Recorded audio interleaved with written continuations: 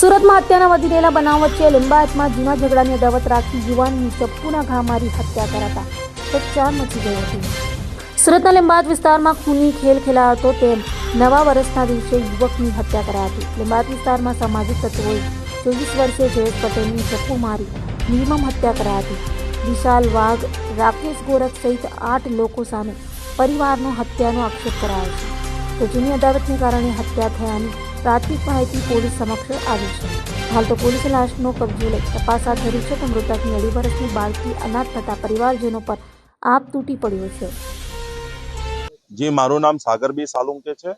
આજે જે ગઈકાલે લિંબાયત વિસ્તારમાં જે એક આદિવાસી સમુદાયના જે યુવક ઉપર જે હુમલો કરવામાં આવ્યો અને એની હત્યા કરવામાં આવી કે જે દેશભરમાં જે આદિવાસી અને દલિતો ઉપર જે અન્ય અત્યાચાર થઈ રહ્યું છે, જેથી પ્રશાસન કંઈ ધ્યાન આપતી નથી, જેથી પીડિતના પરિવાર કહે છે કે ભાઈ જે વ્યક્તિએ મારા ભાઈનું મર્ડર કર્યું છે, જે અમારો છોકરાનું મર્ડર કર્યું છે, આ વ્યક્તિ ઉપર કડકમાં કડક કાર્યવાહી થાય, આ આરોપીઓ ઉપર એટ્રોસિટી એક્ટ દાખલ થાય।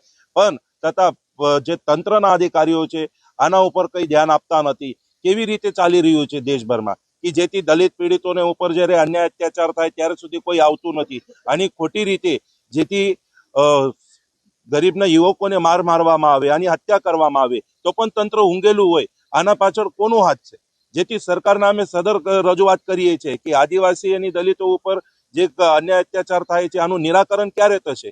અમે આની આશ જોઈ રહીએ છીએ। પણ તો પણ અથવા જે જયેશ પટેલ ઉપર જે હત્યા કરવામાં આવ્યું છે તો અમારે બધાની એક જ માંગણી છે કે જે હત્યા કરનાર છે, જેથી આને ખબર પડે છે કે આ એક બુટલીગર છે, આનો મોટો દારૂનો અડ્ડો છે, તો પણ અથવા આ લોકોની તાકાત કઈ રીતે મળે છે? તો આવા નાલાયકો ઉપર એટ્રોસિટી એક્ટ દાખલ થાય અને આના ઉપર કડકથી કડક પગલાં ભરવામાં આવે, આવી અમને સરકારથી અને પોલીસ તંત્રથી માગણી છે।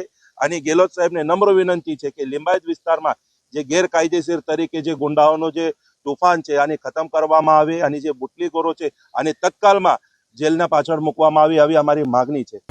અભય થઈને નિષ્પક્ષતાથી નિરપેક્ષ રીતે વાસ્તવિકતાનો અરીસો રૂપી સચોટ માહિતી લાવતો સત્યની સાથે અભય ટાઈમ્સ।